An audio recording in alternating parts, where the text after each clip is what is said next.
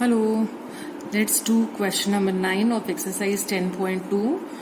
Let us first read the question. The question says that in figure 10.13, xy and x dash y dash are two parallel tangents to a circle.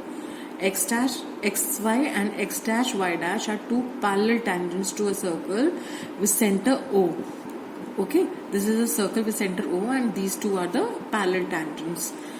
And another tangent AB, एक और tangent है AB with point of contact C, जिसका point of contact with the circle is C, intersecting xy at A and x dash y dash at B. We have to prove that AOB is 90 degrees.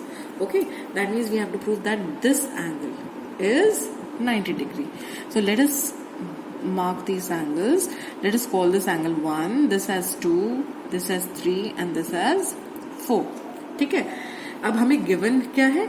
We are given that xy and x dash y dash are two parallel tangents which are intersecting the circle at point P and Q. There is another tangent AB which is intersecting the circle at C. So C is the point of contact. And हमें prove करना है कि AOB is 90 degrees. तो हम पहले क्या करेंगे? We start with the construction. We'll join O with C. अब हमें पता है कि P is the point of contact. That means OP is perpendicular to XY.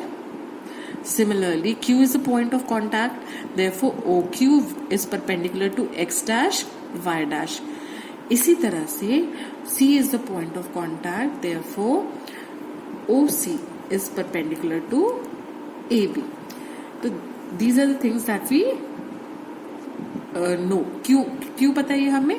क्योंकि हमें पता है कि radius is perpendicular to the tangent at the point of contact. कि किसी भी सर्कल का जो रेडियस होगा वो टैंजेंट और सर्कल के पॉइंट ऑफ कांटेक्ट से हमेशा परपेंडिकुलर होगा. तो क्योंकि P इस टैंजेंट और इस सर्कल का पॉइंट ऑफ कांटेक्ट है तो OP is perpendicular to XY. Similarly Q is the point of contact of the tangent X dash Y dash with the circle. Therefore OQ is perpendicular to X dash Y dash. इसी तरह से AB का C is the point of contact with the circle.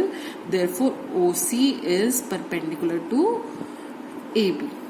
So, angle OPA is equal to 90 degrees.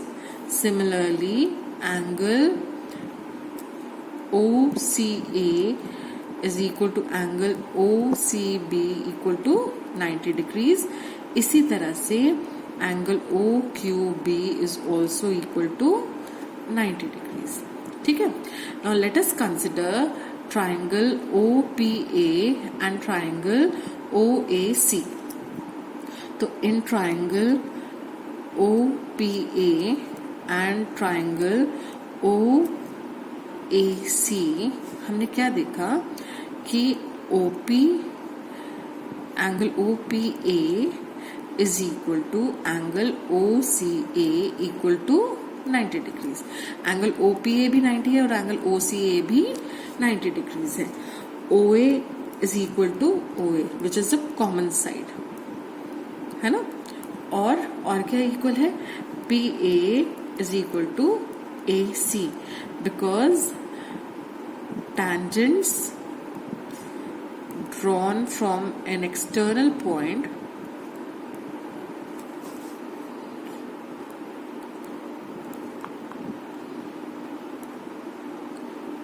to the circle are equal.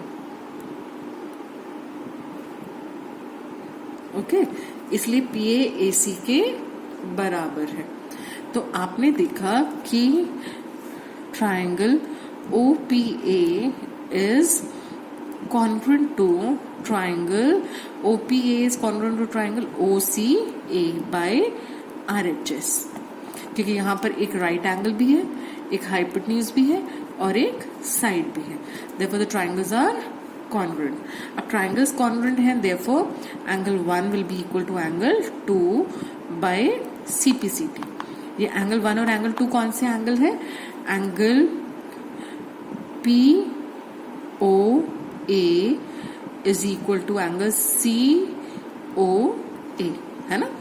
तो आपको मिला angle 1 is equal to angle 2. Similarly जब आप triangle OQB और ट्राइंगल OCB को देखेंगे तो you will find that these two triangles are also similar. These two triangles are also congruent, है ना. अब अगर ये दोनों triangles congruent है तो आपको मिलेगा कि angle 3 is equal to angle 4. ठीक है. तो similarly in triangle OQB and triangle OCB मुझे क्या मिला? OQ is equal to OC because they are the radii of the same circle, है ना. और मुझे क्या मिला? OB is equal to OB common. वैसे मुझे एंगल लेने की भी जरूरत नहीं थी, जो हमने परपेंडिकुलर लिया है हम उसके बिना भी काम कर सकते थे, क्योंकि आपको पता है OQ is equal to OC because they are radii of the same circle. OB equal to OB because it is common. Also BQ is equal to BC because tangents drawn from an external point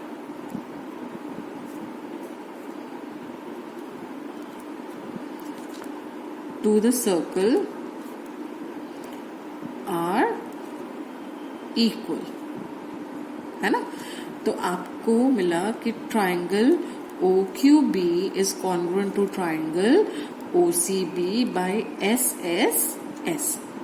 ठीक है. तो अब ये दोनों triangles क्योंकि congruent हो गए तो आप कह सकते हैं कि angle 3 is equal to angle 4 by CPCT. Okay. Now अब आप एक चीज ऑब्जर्व करें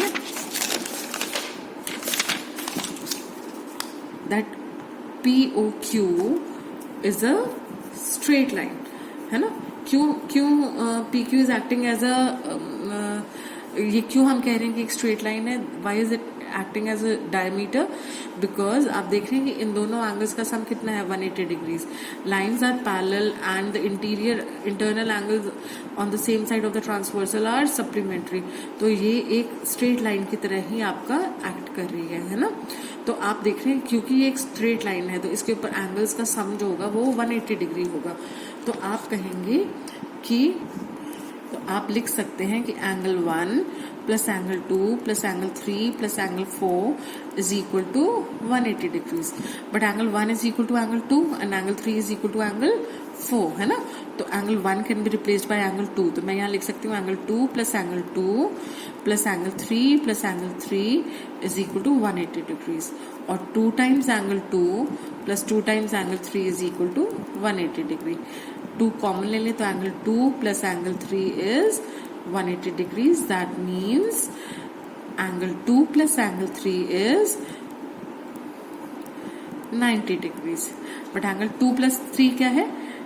Angle AOB. So that means angle AOB is equal to 90 degrees. Okay? तो हमने प्रूव कर दिया कि angle AOB is equal to 90 degrees. I hope you have understood. Thank you.